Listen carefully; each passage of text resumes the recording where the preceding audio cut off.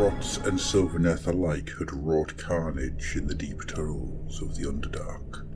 Green-skinned and bark-flesh corpses lay alike in heaps, and blood and sap splattered fungus-thick cavern walls. Now, the two forces' champions closed upon the prize over which they fought. The Sylvaneth swept down the tunnel, forging a path through moonlight so dense it felt like cloying cobwebs and fever sweat. Durante exclaimed in disgust as another grey-capped mushroom burst through the bark-flesh of her arm and quested into the light.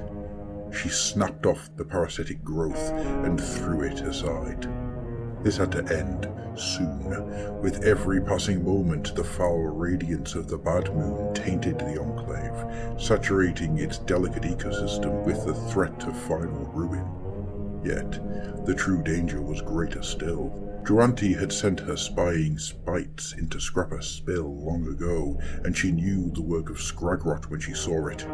In a moment of dread inspiration, she had grasped the grot's true purpose, and now she raced to reach the Mirror of Wisdom's light before the Squigalanch could. It was the crystal prism they wanted, an artifact that absorbed and beamed out the mirror's light, the very artifact that it was her sworn duty to purify.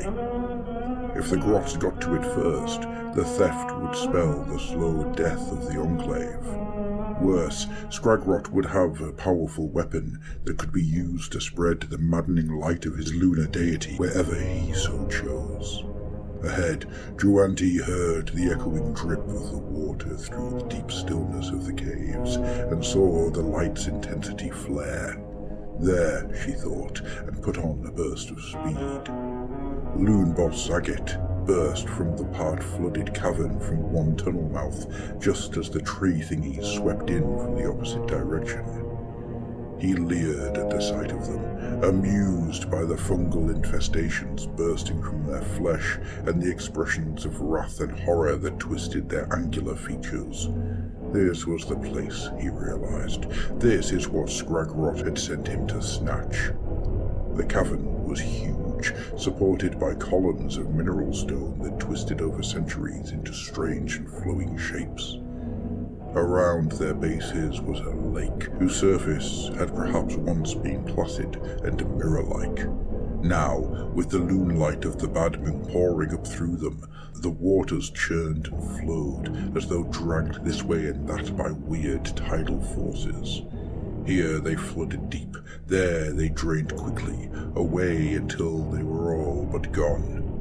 Water surged suddenly in vicious spouts, or dripped maddeningly upwards to pool across the ceiling, before slithering away back down the walls. And there, hanging in the middle of the cave, beaming the corrupting light across every surface, was a glowing crystal the size of Zagat's head. That was Scraggrot's prize, and Zagat meant to claim it. He shrieked a wordless war cry at his surviving lads, and as one, the Squigalanch surged forward. The final battle for the Mirror of Wisdom's light had begun.